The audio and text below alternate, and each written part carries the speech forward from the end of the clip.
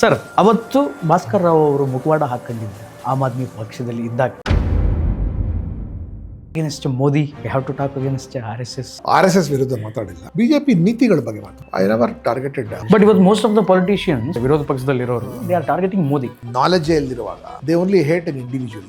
Sir, Aam Aadmi ಪಾರ್ಟಿಯಲ್ಲಿ ಅಷ್ಟೆಲ್ಲ ಕೆಲಸ ಮಾಡಿದ ಮೇಲೆ ಬಿಜೆಪಿಗೆ ಹೋಗಬೇಕು ಅಂತ ಅನಿಸಿದ್ದು ಯಾಕೆ? ಆಮ್ ಆದ್ಮಿ ಪಾರ್ಟಿ ಒಳಗೆ ಅವ್ರು ಹೇಳೋದು ಒಂದು, ಮಾಡೋದು ಇನ್ನೊಂದು. ಸರ್, ಬಿಜೆಪಿ ಎಂಟ್ರಿಗೆ ಫಸ್ಟ್ ಅಪ್ರೋಚ್ ಮಾಡಿದ್ರೆ ನಿಮ್ಮ ಹತ್ರಕ್ಕೆ ಬಂದು ಬಿಜೆಪಿಗೆ ಯಾರ್ಯಾರು ರಿಟೈರ್ಡ್ ಪೊಲೀಸ್ ಆಫೀಸರ್ ಇದ್ದಾರೆ ಅವರೆಲ್ಲ ಪೊಲಿಟಿಕ್ಸಿಗೆ ಬರೋ ಟ್ರೆಂಡ್ ಸ್ಟಾರ್ಟ್ ಆಗೋಯ್ತು. ಹುಬ್ಳಿಲಿ DCP ಇರುವಾಗ ಆಗಿಂದನೇ ಚಾಮರಾಜಪೇಟೆ ಕಾನ್ಸ್ಟಿಟ್ಯೂನ್ಸಿಗೆ ಟಿಕೆಟ್ ಬಂದಿದ್ದು ಹೆಂಗೆ? There is a discussion that ನನಗೆ ಜಯನಗರ ಕೊಡಬೇಕಾ ಅಥವಾ ಚಾಮರಾಜಪೇಟೆ ಕೊಡಬೇಕಾ. ಸರ್, ಎಕ್ಸ್ಪೆರಿಮೆಂಟಲ್ ಆಗ್ಬಿಟ್ರಾ ಭಾಸ್ಕರ್ ರಾವ್ ಅವರು ಫಾರ್ ಬಿಜೆಪಿಗೆ?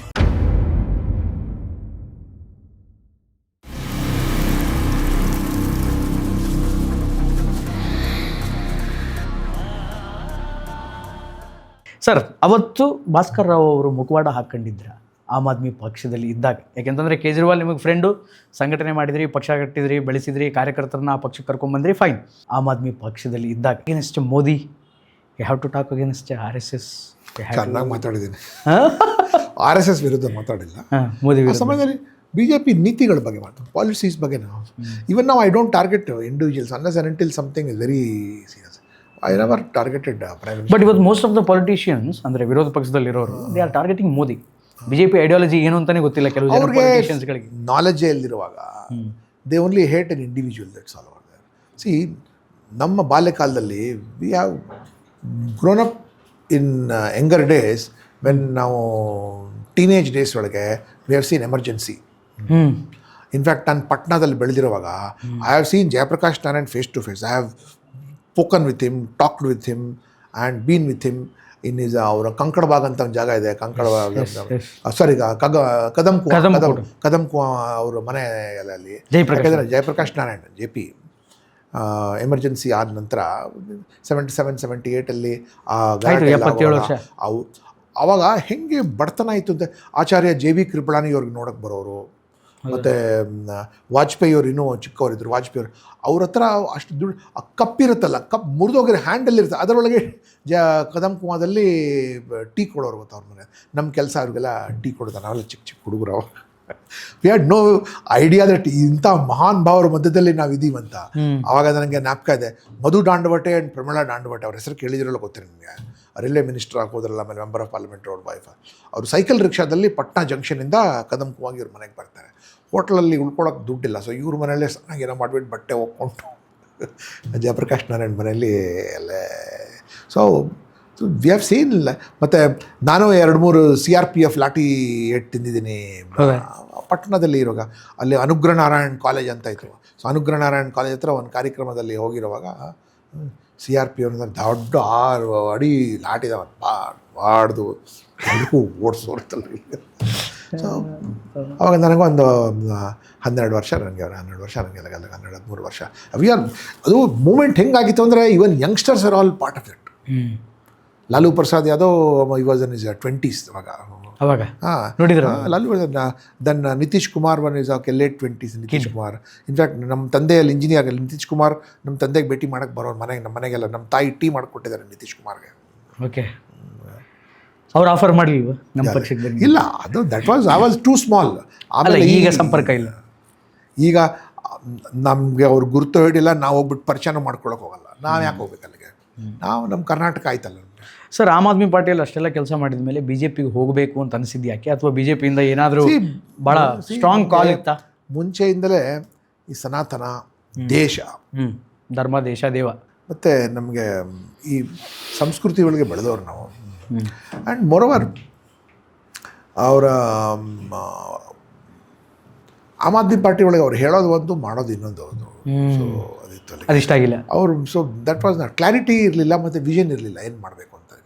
ಸಿ, ವಿಷನ್ ಆ್ಯಂಡ್ ಕ್ಲಾರಿಟಿ ಇದ್ದರೆ ಯು ಕ್ಯಾನ್ ಎಲ್ಲೋ ಒಂದು ಕಡೆ ವೆನ್ ಯು ಆರ್ ಡ್ರೈವಿಂಗ್ ಎಲ್ಲಿ ಹೋಗಬೇಕು ಅಂತ ನನಗೆ ಗೊತ್ತಿಲ್ಲ ಅಂದರೆ ಸುಮ್ಮನೆ ಏನಕ್ಕೆ ಅಲ್ಲಿ ಟೈಮ್ ವೇಸ್ಟ್ ಮಾಡಬೇಕು. ಅಂದರೆ ಏನು ಕೇಜ್ರಿವಾಲ್ರಿಗೂ ಇದೇ ಇತ್ತಾ ಅಥವಾ ಕರ್ನಾಟಕದಲ್ಲಿ ಮಾತ್ರ? ಅಲ್ಲಿ ಈ ಒಂಥರ ಈ ಪ್ರೈವೇಟ್ ಕಂಪ್ನಿ ನಡೆಸ್ದಂಗೆ ಅವರು ಹೆಂಗೆ ಬೇಕಂಗೆ ನಡೆಸ್ತಾ ಇದ್ರು. ಅಲ್ಲಿಗೆ ಒಂಥರ MNC ಕಂಪ್ನಿ ನಡೆಸ್ದಂಗೆ ನಡೆಸೋದು ನನಗೆ ಅದಕ್ಕೆ ಸರಿ ಹೋಗಲಿಲ್ಲ ಅದಕ್ಕೆ.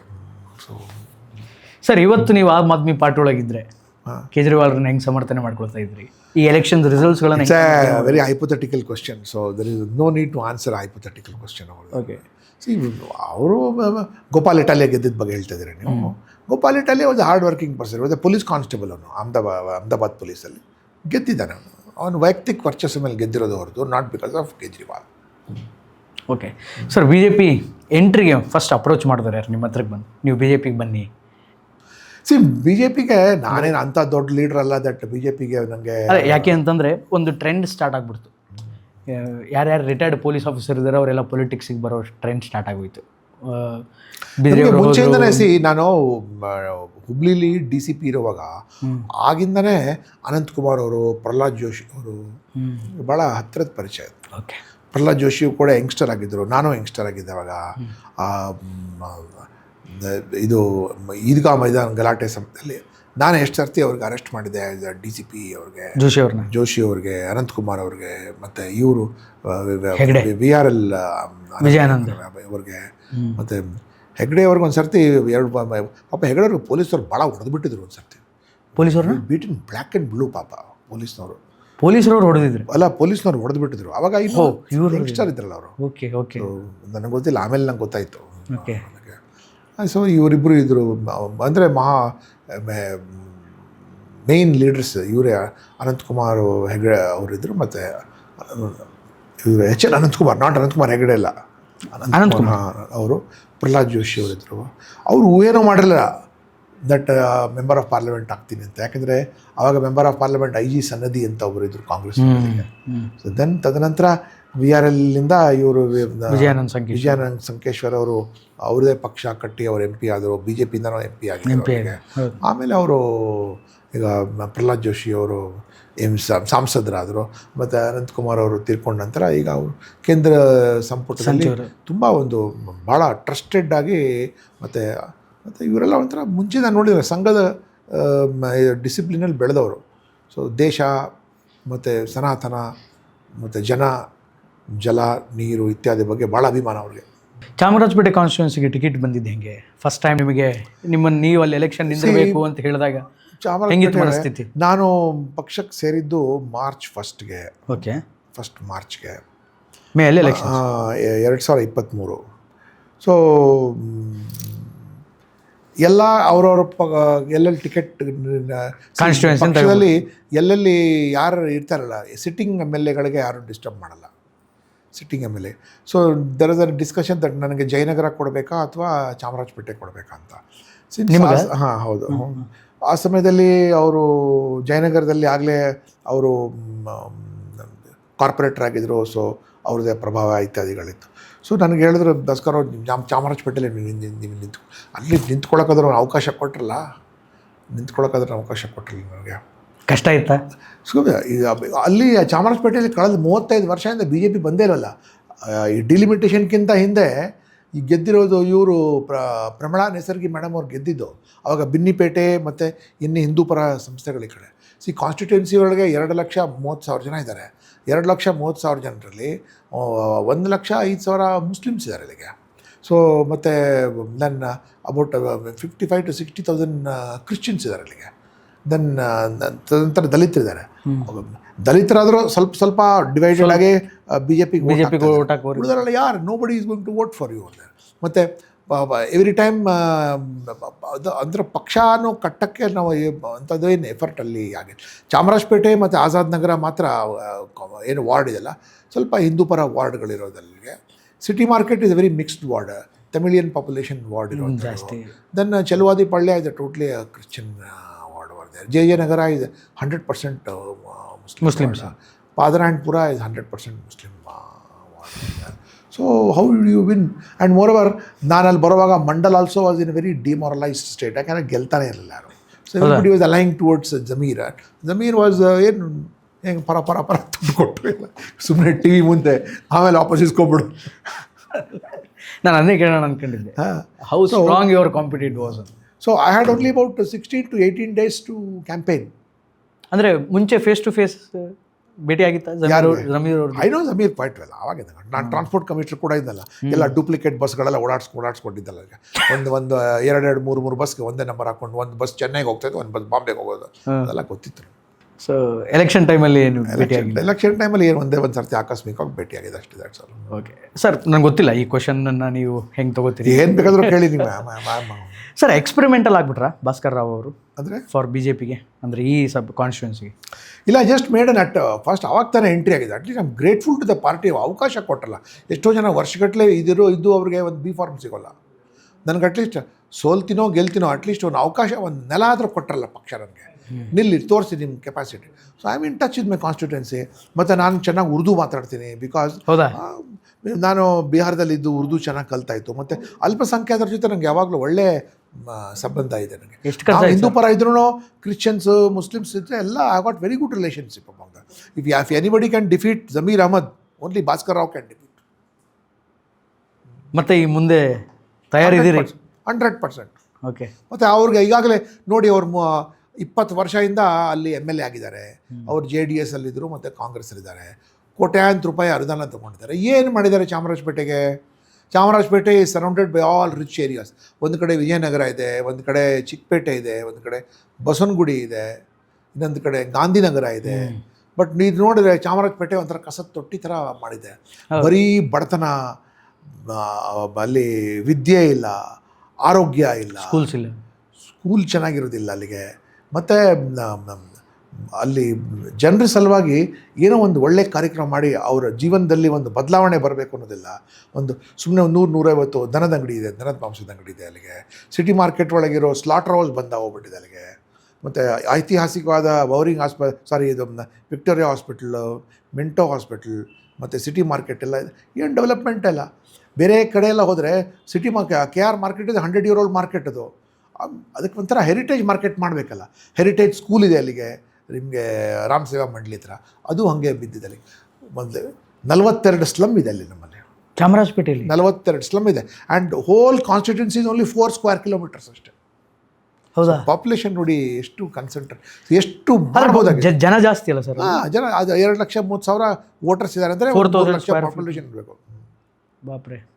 ಸೊ ಅಲ್ಲಿ ಅತ್ಯಂತ ಬಡತನ, ಅನಕ್ಷಸ್ತ್ರ, ಇಲಿಟ್ರಸಿ. ಸೊ ಎಷ್ಟು ಕೆಲಸ ಮಾಡ್ಬೋದು. ಏನು ಕೆಲಸ ಮಾಡಿದ್ದಾರೆ? ಅವರು ಸ್ವಂತ ದೊಡ್ಡ ಬಂಗ್ಲೆ ಕಟ್ಕೊಂಡಿದ್ದಾರೆ. ಮತ್ತು ಅವ್ರ ಮನೆ ಅಲ್ಲಿ ಕಾನ್ಸ್ಟಿಟ್ಯೂನ್ಸಿಲೂ ಇಲ್ಲ, ಅವರೆಲ್ಲ ದೂರ ಬೇರೆ ಕಡೆ ಇದ್ದಾರೆ. ಅವರು ಸುಮ್ಮನೆ ಬಂದು ಹೋಗೋದಷ್ಟೇ ಅಲ್ಲಿಗೆ. ಮತ್ತು ಯಾರೋ ಶಿಷ್ಯರಿಗೆ ಬಿಟ್ಬಿಟ್ಟಿದ್ದಾರೆ, ನೀನೇ ವಸೂಲಿ ಮಾಡ್ಕೋ, ಅಲ್ಲಿ ಮಾಡೋ, ಇದು ಮಾಡೋ, ಅನುದಾನ ಇತ್ಯಾದಿಗಳಂತ. ಬೇರೆ ಇದೆ ಹಾಸ್ಪಿಟಲ್ ಇರೋ ಒಂದು ದನದ ಆಸ್ಪತ್ರೆ ಇತ್ತು ಅಲ್ಲಿಗೆ, ವೆಟ್ನರಿ. ಅದು ಕ್ಲೋಸ್ ಮಾಡಿಬಿಟ್ಟು ಉರ್ದು ಸ್ಕೂಲ್ ಮಾಡಬೇಕು. ಅದು ಮೈಸೂರು ಮಹಾರಾಜರು ಕೊಟ್ಟಿದ್ದು 2 ಎಕರೆ ಜಾಗದ ಮೇಲೆ. ಮೊನ್ನೆ ಅದೇ ಇಶ್ಯೂ ಬಗ್ಗೆ ನಾವು ನಮ್ಮ ಹತ್ರ ಇರೋಷ್ಟು ಜನ ನಾವು ಹೋರಾಟ ಮಾಡಿ ಅದಕ್ಕೆ ನಾವು stopped it. And government also saw merit in what we are doing. ನಾನು ಹೇಳಿದೆ, ಆಯಿತು ನಾವು ಪಕ್ಷದಿಂದ ಮಾಡ್ತೀವಿ, ನೀವು ನೋಡಬೇಡಿ, ನೀವೇ ಅದಕ್ಕೆ ಎಕ್ಸಾಮಿನ್. ಅಲ್ಲ, government is withdrawn that order. ಈ ಜಮೀರಿಂದ ನನಗೆ ಹೆಡೇಕ್ ಆಗುತ್ತೆ ಅಂದ್ಬಿಟ್ಟು ಕಾಂಗ್ರೆಸ್ ಪಕ್ಷ ಒಂದು ದೊಡ್ಡ ತೀರ್ಮಾನನೇ ತೊಗೊಂಡಿದೆ ಅಂತ ಹೇಳ್ಬೋದು. ಮತ್ತು ಅಲ್ಲಿ ನೋಡಿ, entire that Mysuru road stretch ಇದೆಲ್ಲ ನಿಮಗೆ, ಸಿಟಿ ಮಾರ್ಕೆಟಿಂದ ಹಿಡಿದು ಅಲ್ಲಿ ತನಕ ಹೋಗೋದು. 2 ಕಡೆ ಏನೋ ಬರೀ ಚಿಕನ್ ಅಂಗಡಿ ಇತ್ಯಾದಿ, ಕ್ಲೀನಾಗೇ ಇಲ್ಲ ಇದು. ಸೊ ಇದಕ್ಕೆಲ್ಲ ಒಂದು ಕ್ಲೀನ್ ಆ್ಯಂಡ್ ನೀಟ್ ಆ್ಯಂಡ್ ಕ್ಲೀನಾಗಿರೋ ಒಂದು ಸ್ಲಾಟರ್ ಹೌಸ್ ಇರಲಿ, ಇದಕ್ಕೆ ಮಕ್ಕಳಿಗೆ ಶಾಲೆಗೆ ಹೋಗುವಂಥದ್ದು ಇರಲಿ. ಅಲ್ಲಿ ಎಷ್ಟು ಡ್ರಗ್ಸ್ ಕನ್ಸ್ಯೂಮ್ ಮಾಡ್ತಾರೆ ಅಲ್ಲಿಗೆ. ಹುಡುಗರಿಗೆ ನೌಕರಿ ಇಲ್ಲ. ಡ್ರಗ್ಸ್ ಕನ್ಸ್ಯೂಮ್ ಇದೆ ಮ್ಯಾಕ್ಸಿಮಮ್ ಅಮೌಂಟ್ ಚಾಮರಾಜಪೇಟೆಯಲ್ಲಿ. ಚಾಮರಾಜಪೇಟೆ ಅಂದರೆ ಚಾಮರಾಜಪೇಟೆ ಕಾನ್ಸ್ಟಿಟ್ಯೂನ್ಸಿ ಒಳಗೆ. ಮತ್ತು ಕಾಯಿಲೆ, ದೆನ್ ಆಸ್ಪತ್ರೆ ಫೆಸಿಲಿಟಿನೇ ಇಲ್ಲ ಇರೋ ಸಿಟಿ ಮಾರ್ಕೆಟಲ್ಲಿ. ನಿಮ್ಗೆ ದೊಡ್ಡ ಹಾಸ್ಪಿಟ್ಲ್ ಇದೆಲ್ಲ ಅಲ್ಲಿಗೆ, ವಿಕ್ಟೋರಿಯಾಗೆ ಹೋಗಿದ್ದು. Victoria hospital is not meant for treating small it is A super speciality hospital ಅದು. ಸೊ ಆ್ಯಸ್ ಎ ರಿಸಲ್ಟ್ ಇಲ್ಲಿ ಹಾಸ್ಪಿಟಲ್ಸೇ ಡೆವಲಪ್ ಮಾಡಿಲ್ಲ, ವೆಟನರಿ ಹಾಸ್ಪಿಟಲ್ ಡೆವಲಪ್ಮೆಂಟ್ ಮಾಡಿಲ್ಲ, ಪ್ರೈಮರಿ ಸ್ಕೂಲ್ಸ್ ಇಲ್ಲ ಇಲ್ಲಿಗೆ. ಸೊ ಏನು ಮಾಡಬೇಕು ಜನ? Sir, I am very shocking. ಅದೇ ಡ್ರಗ್ಸ್ 35 ಡ್ರಗ್ಸ್ ಒಂದೇ ಅಲ್ಲ, ಡ್ರಗ್ಸ್ ಅವ್ರಿಗೆ ಸಿಗೋಲ್ಲ ಅಂದ್ಬಿಟ್ಟು ಆ ವೈಟ್ನರ್ ಇರ್ತಲ್ಲ, ವೈಟ್ನರ್ ಎಲ್ಲ ಕೂತು ತಿನ್ನೋದು. ಮತ್ತು ನಿಮಗೆ ಇದು ವೀಲಿ ಮಾಡೋ ಹುಡುಗರೆಲ್ಲ ಅಲ್ಲೇ ಇರೋದು ಅಲ್ಲಿಗೆ. ಮತ್ತು ಮ್ಯಾಕ್ಸಿಮಮ್ ಒಂದು 5-6 ಪೊಲೀಸ್ ಸ್ಟೇಷನ್ ಬರುತ್ತೆ, ಎಲ್ಲ ಊರೊಳಗಿರೋ ರೌಡಿ ಶೀಟರ್ಗಳೆಲ್ಲ ಅಲ್ಲೇ ಇರೋದು ಅಲ್ಲಿಗೆ. ಸಿಕ್ಕಿದ್ದು ಅವ್ರ ಹುಡುಗರುಗಳ ಮೇಲೆ ರೌಡಿ ಶೀಟಲ್ಲಿ ಓಪನ್ ಮಾಡಿಟ್ಬಿಟ್ಟಿದ್ದಾರೆ ಅಲ್ಲಿಗೆ. So he has made that place into a hell. ನರಕ ಮಾಡಾಕ್ಬಿಟ್ಟಿದ್ದಾರೆ ಅದಕ್ಕೆ. ಜಮೀರ್ ಅವ್ರಿಗೆ ಇದೆಲ್ಲ ಗೊತ್ತಿಲ್ವಾ?